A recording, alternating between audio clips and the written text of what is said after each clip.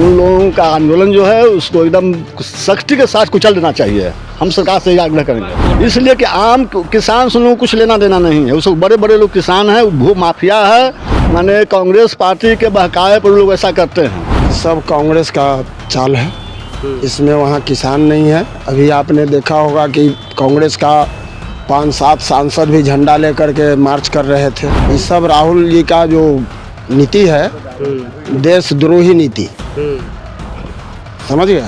ये कांग्रेस का देशद्रोही नीति, कांग्रेस के सांसद का देशद्रोही नीति, और इसका मुख्य जिम्मेदार राहुल गांधी। नेता कैसे आया उसमें आप ही बताइए हमको। सांसद 6-6 सांसद क्यों आए झंडा लेके? किसान न रहना चाहिए तो सांसद की क्योंकि उसमें कहाँ का झंडा लहराया? तो ये सब देशद्रोही है, ये सबको एने से लगा करके जेल में डालना चाहिए। वो किसान हैं, वो बेचारे खेत में लगे हुए हैं। ये सब जो है राहुल गांधी का चमचा है और मोदी को डिमोरलाइज करना है। सरकार कैसे चले, उसकी कैसे खराब छवि बने, और ये राहुल गांधी समर्थित उग्रवाद ये सब है।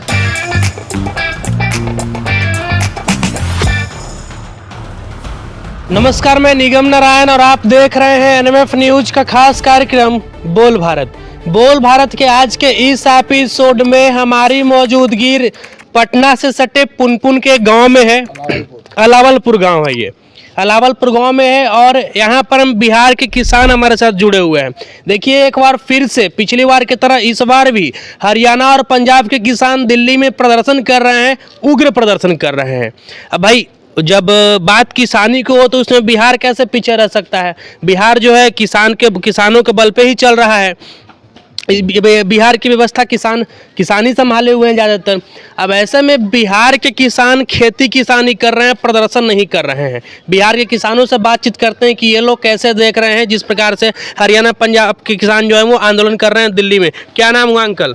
उदय सिंह। उदय जी, क्या कहिएगा? अब आप बिहार के किसान हैं तो घर पे हैं, गाँव पे हैं, और हरियाणा पंजाब के किसान आंदोलन कर रहे हैं। हरियाणा पंजाब के किसान विश्व हिंदुस्तान का सबसे पूंजीपति किसान है। उसके पास वो लोग लैंड लॉर्ड है, समझे ना।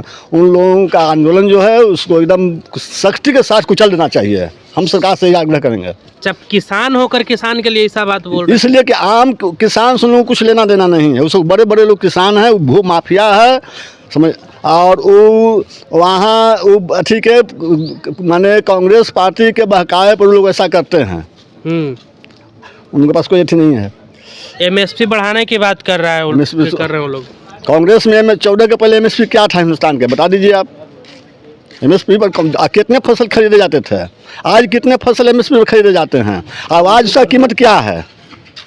दोनों का अंतर समझ लीजिए, कितना डिफरेंस है दोनों में, समझ के बता दीजिए आप हमको। 14 के पहले जो किसान खरीदता था, कांग्रेस खरीदती थी फसल, कितने फसल खरीदती थी एमएसपी पर, और आज कितने फसल एमएसपी पर खरीदा रहा है? उस समय क्या कॉस्ट मिलता था किसान को, आज कितना कॉस्ट मिल रहा है? अच्छा, यदि एमएसपी यदि बढ़ेगा तो किसानों का ही फायदा है ना? हाँ, किसान को फायदा है। तो एमएसपी का बढ़ने आम जो पब्लिक है, 70% जो छोटे छोटे किसान हैं या मजदूर है, उन लोगों को महंगाई बढ़ेगा। भाई, महंगाई का बुरा असर उन लोगों पर पड़ेगा। कैसे? थोड़ा सा विस्तार से बताइए इसके बारे में। यदि आज किसान के मांग पर 4,000 रुपये क्विंटल यदि धान हो जाता है, ठीक है, तो आम मार्केट में चावल का कीमत क्या होगा? सोच के। हाँ, चावल का भी रेट बढ़ेगा। चावल का रेट बढ़ेगा तो हर एक चीज का रेट बढ़ेगा। महंगाई बहुत कस के बढ़ेगा। उससे पीड़ित होंगे आम पब्लिक। जो 70% हिंदुस्तान का छोटे छोटे किसान और मजदूर है, वो लोग ज़्यादा प्रभावित होगा। इसलिए एमएसपी बढ़ाने का दायरा भी होना चाहिए। कोई हर एक चीज़ का अति सर्वत्र वर्जित एक कहावत है, समझिए ना। इसलिए महंगाई बढ़ रहा है, महंगाई का कोई रेट है, इससे बहुत ज़्यादा महंगाई बढ़ जाएगा। ज़्यादा जितना ज़्यादा एमएसपी देगा उतना ज़्यादा महंगाई बढ़ेगा। उसका एक सीमित दायरा होना चाहिए ना। चलिए, और भी लोग हैं। क्या नाम हुआ अंकल? अजय सिंह। क्या कहिएगा जिस प्रकार से किसान आंदोलन अभी चल रहा है? पिछले बार भी करीब 1 साल तक के चलते रहा था लगातार, इस बार भी शुरू हो गया है। क्या कहिएगा, उसको कैसे देख रहे हैं आप लोग? ये सब कांग्रेस का चाल है, इसमें वहाँ किसान नहीं है। अभी आपने देखा होगा कि कांग्रेस का 5-7 सांसद भी झंडा लेकर के मार्च कर रहे थे। अच्छा, हाँ। तो किसान, अब वो सांसद भी किसान हो गए। ये सब राहुल जी का जो नीति है देशद्रोही नीति, समझ गए। अच्छा। और किसान अभी जाके देखिए कि आप खेत में कोई काट रहा है, कोई लगा रहा है, कोई सिंचाई कर रहा है, और वो 500 करोड़ के गाड़ी पर किसान वहाँ पहुँचे हुए हैं। तो आप इस क्षेत्र में घूम के देखिए कि कौन किसान के पास 50 लाख की भी गाड़ी है, और 500 करोड़ की गाड़ियाँ पर घूम रहे हैं, 100 करोड़ की गाड़ियाँ पर। ये कांग्रेस का देशद्रोही नीति, कांग्रेस के सांसद का देशद्रोही नीति, और इसका मुख्य जिम्मेदार राहुल गांधी। किसान आंदोलन के मुख्य जिम्मेदार राहुल गांधी। नेता कैसे आया उसमें आप ही बताइए हमको। सांसद 6 सांसद क्यों आए झंडा लेके? किसान न रहना चाहिए तो सांसद क्यों गए उसमें? सूरजवाला से लेकर के हुड्डा से लेकर के वगैरह वगैरह। अब तो राकेश टिकैत को कैसे देख रहे हैं? राकेश टिकैत तो है, वो तो चुनाव लड़ने के लिए ड्रामा किया, हारा, फिर भागा। अबरी तो बहुत सा किसान संगठन इसमें जुड़ा भी हुआ नहीं है। अब धीरे धीरे आग सुलगेगा लोगों को।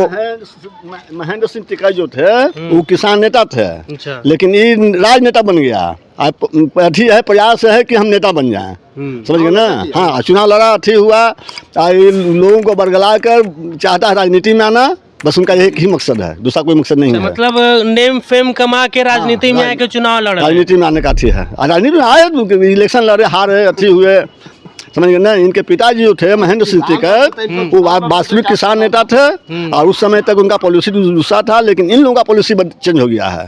अपने पिताजी का थी पर नहीं है, रास्ते पर अलग रास्ता। हाँ, रास्ता अलग अपना लिए हैं। अच्छा, चलिए। तो राकेश टिकैत पे आरोप लग रहा है बिहार से कि वो किसान नेता नहीं बल्कि राजनेता बनना चाह रहे हैं।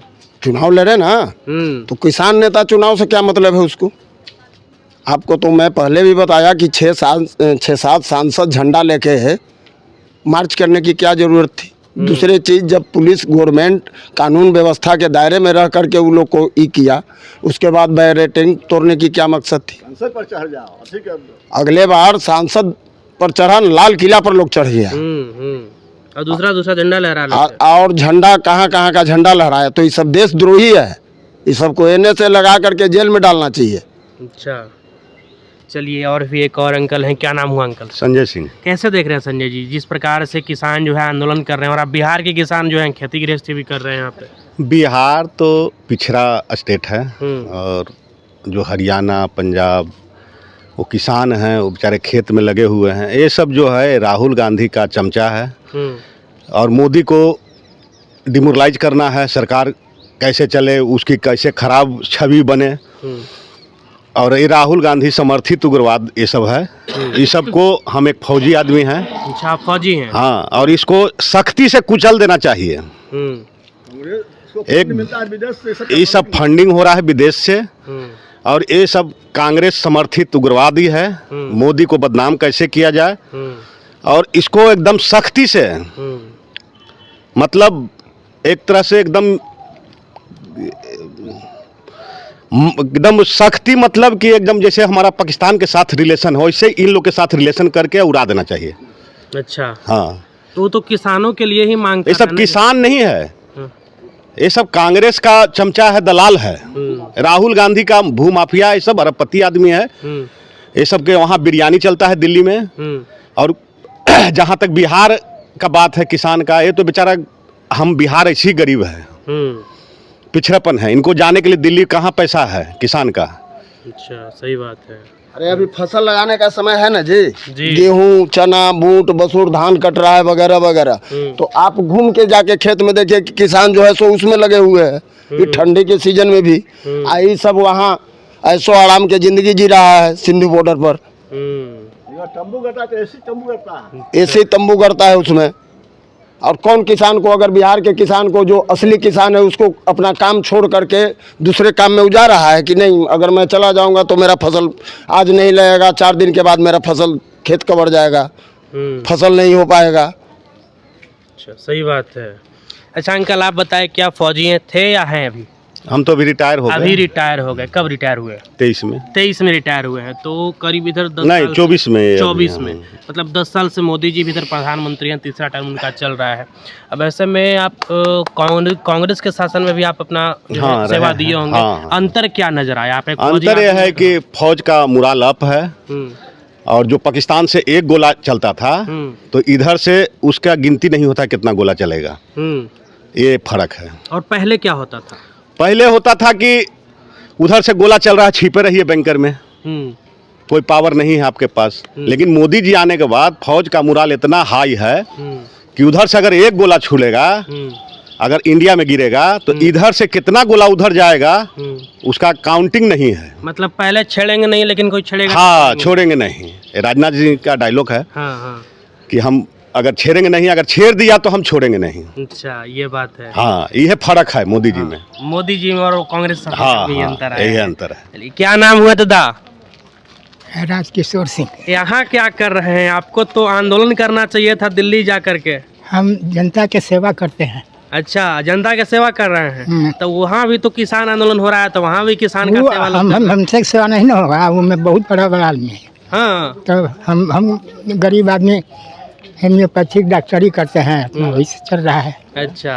और वो सब भाई वो सब के गिनती है, वही हम वो सब पैसा वाला आदमी है सब। तब अच्छा, चलिए, ये सुना आपने किस प्रकार से बिहार के जो लोग हैं वो किसान आंदोलन पे क्या कुछ बोले। आपका क्या नाम हुआ अंकल?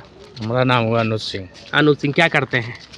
तो खेती करते हैं। खेती करते हैं, किसानी करते हैं, और दिल्ली में प्रदर्शन चल रहा है। आप लोग गांव में क्या कर रहे हैं? तो सीजन है खेती में, हम वहाँ कहाँ जाएं? अच्छा, तो खेती कर रहे हैं। खेती कर रहे हैं। वो लोग उधर आंदोलन कर रहे हैं, किसान वो लोग। सब बड़ा बड़ा ना आदमी है, यहाँ छोटा किसान है। अच्छा। दिल्ली जाने का पैसा है? अच्छा, इसलिए आप लोग आंदोलन नहीं कर रहे हैं, नहीं अपना कर रहे। खेती में लगे लगे हुए हैं। बाकी देखिए, ये पीछे पुनपुन नदी का खूबसूरत सा नज़ारा आपको दिखा दे। कौन सा गांव बताए थे? अलावलपुर गांव है, और पीछे पुनपुन नदी, और नदी के किनारे ये गांव बसा हुआ है। पटना से सटा हुआ है, करीब मेरे ख्याल से 10-12 किलोमीटर के आसपास का रास्ता होगा यहाँ से पटना का। तो देखा आपने किस प्रकार से बिहार के जो लोग हैं, बिहार के जो किसान हैं, वो टिकैत को और जो किसान आंदोलनकारी हैं उनको जो है गद्दार बता रहे हैं, देशद्रोही बता रहे हैं। बाकी किसान आंदोलन पर आपकी क्या कुछ प्रतिक्रिया है, कमेंट बॉक्स में दे दीजिएगा। और बिहार और देश के ऐसे ही तमाम खबरों के लिए हमारे चैनल को सब्सक्राइब कर लीजिएगा। अब हमें दीजिए इजाज़त। जय हिंद।